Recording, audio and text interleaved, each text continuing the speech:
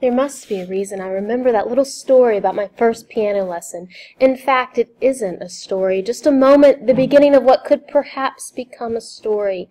For the memoirist, more than for the fiction writer, the story seems already there, already accomplished and fully achieved in history and reality, as we naively say.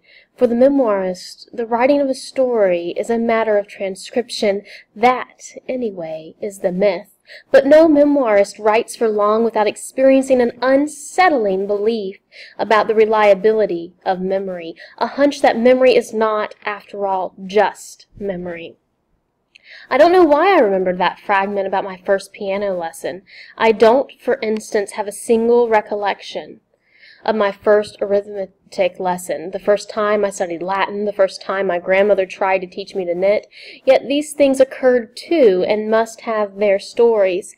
It is the piano lesson that has trudged forward, clearing the haze of forgetfulness, showing itself bright with detail more than 30 years after the event.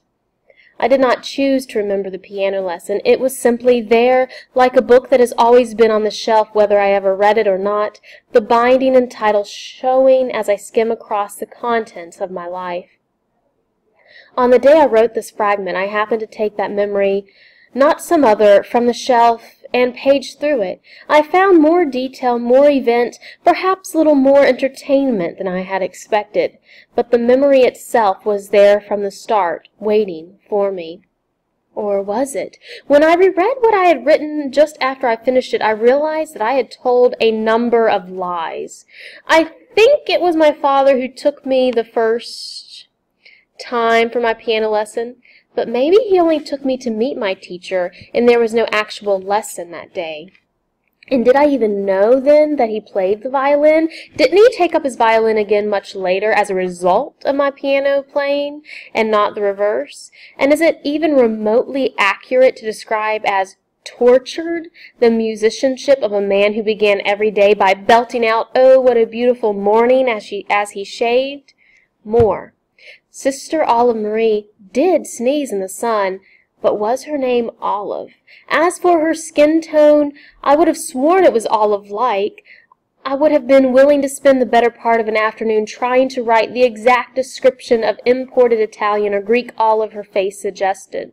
I wanted to get it right, but now, were I to write that passage over, it is her intense black eyebrows I would see, for suddenly they seem the central fact of that face, some indicative mark of her serious and patient nature. But the truth is, I don't remember the woman at all. She's a sneeze in the sun and a finger touching middle C. That at least is steady and clear. Worse, I didn't have the Thompson book as my piano text. I'm sure of that because I remember envying children who did have this wonderful book with its pictures of children and animals printed on the pages of music. As for Mary Catherine Riley, she didn't even go to grade school with me, and her name isn't Mary Catherine Riley, but I made that change on purpose. I met her in Girl Scouts and only went to school with her later, in high school. Our relationship was not really one of leader and follower. I played first piano most of the time in duets. She certainly never copied anything from a test paper of mine. She was a better student, and cheating just wasn't a possibility with her. Though her grandfather, or someone in her family, did invent the collapsible opera hat, and I remember that she was proud of that fact. She didn't tell me this news as a deft move in a childish power play. So what was I doing in this brief memoir?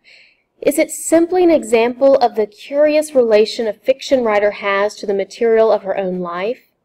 Maybe. That may have some value in itself, but to tell the truth, if anyone still believes me capable of telling the truth, I wasn't writing fiction. I was writing memoir, or was trying to.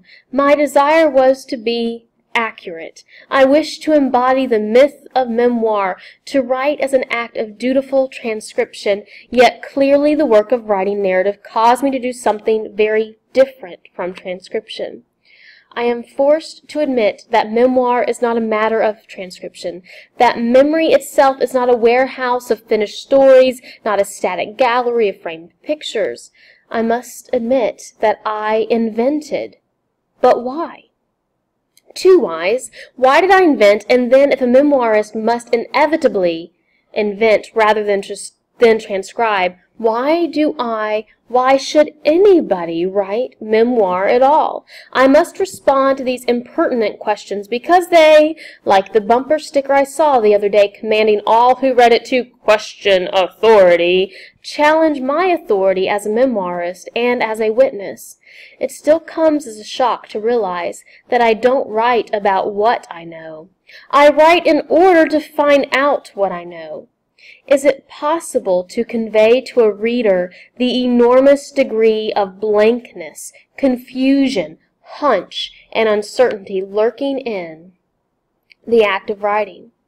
When I am the reader, not the writer, I too fall into the lovely illusion that the words before me, and a story by Mavis Gallant, an essay by Carol Bly, a memoir by M.F.K. Fisher, which read so inevitably, must also have been written exactly as they appear, rhythm and cadence, language and syntax, the powerful waves of the sentences laying themselves on the smooth beach of the page, one after another faultlessly. But here I sit before a yellow legal pad, and the long page of the preceding two paragraphs is a jumble of crossed-out lines, false starts, confused order, a mess, the mess of my mind trying to find out what it wants to say. This is a writer's frantic, grabby mind, not the poised mind of a reader ready to be edified or entertained. I sometimes think of the reader as a cat, endlessly fastidious, capable by turns of mordant indifference and riveted attention, luxurious, recumbent, and ever poised, whereas the writer is absolutely a dog, panting and moping, too eager for an affectionate scratch behind the ears, lunging frantically after any old stick thrown in the distance. The blankness of a new page never fails to intrigue and terrify me. Sometimes, in fact, I think my habit of writing on long yellow sheets comes from an atavistic fear of the writer's stereotypic blank white page. At least when I begin writing, my page isn't utterly blank. At least it has a wash of color on it, even if the absence of words must finally be faced on a yellow sheet, as truly as on a blank white one. Well, we all have our ways of whistling in the dark. If I approach writing from memory with the assumption that I know what I wish to say, I assume that intentionality is running the show. Things are not that simple, or perhaps writing is even more profoundly simple, more telegraphic and immediate in its choices than the grating wheels and chugging engine of logic and rational intention. The heart, the guardian of intuition with its secret, often fearful intentions, is the boss. Its commands are what a writer obeys, often without knowing it, or I do. That's why I'm a strong adherent of the first draft, and why it's worth pausing for a moment to consider what first draft really is. By my lights, the piano lesson memoir is a first draft. That doesn't mean it exists here exactly as I first wrote it. I like to think I've cleaned it up from the first time I put it down on paper. I've cut some adjectives here, toned down the hyperbole there, smoothed the transition, cut a repetition, that sort of housekeeperly tidying up. But the piece remains a first draft because I haven't yet gotten to know it, haven't given it a chance to tell me anything. For me, writing a first draft is a little like meeting someone for the first time. I come away with a wary acquaintanceship, but the real friendship, if any, and genuine intimacy, that's all down the road. Intimacy with a piece of writing, as with a person, comes from paying attention to the revelations it is capable of giving, not by imposing my own preconceived notions, no matter how well-intentioned they might be. I try to let pretty much anything happen in the first draft. A careful first draft is a failed first draft. That may be why there's so many inaccuracies in the piano lesson memoir. I didn't censor, I didn't judge, I kept moving. But I would not publish this piece as a memoir on its own in its present state.